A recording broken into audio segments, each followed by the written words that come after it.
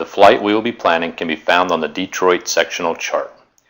We will plan a flight from University Park Airport in State College, Pennsylvania to nearby Clearfield Airport. This is a short flight, but is a perfect example of how general aviation can expedite the travel process. Before we begin plotting the flight, it is important to spend a few minutes reviewing information found on the sectional chart. We will be departing from University Park Airport, which has the airport identifier of UNV, Uniform November Victor. The common traffic frequency for University Park is 122.8. Flying VFR cross-country requires the pilot to have a good understanding of the landmarks found on a sectional chart.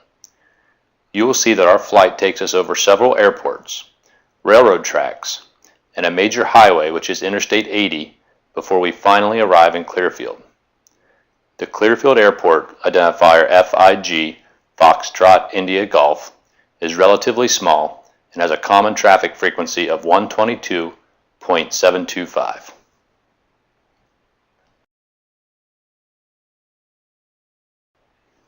The first step in plotting a course is to simply draw a straight line between the two airports.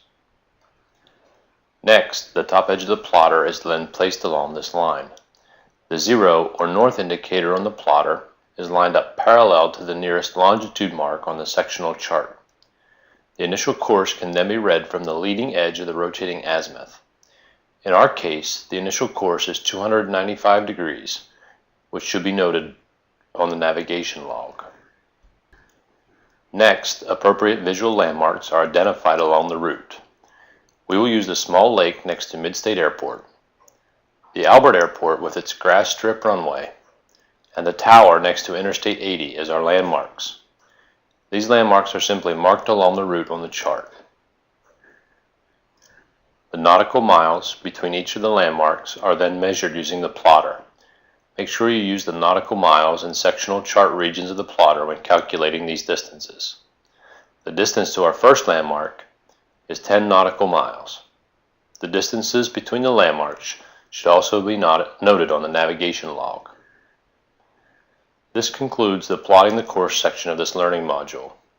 Please complete the quiz on the plotting the course page before moving on to calculations.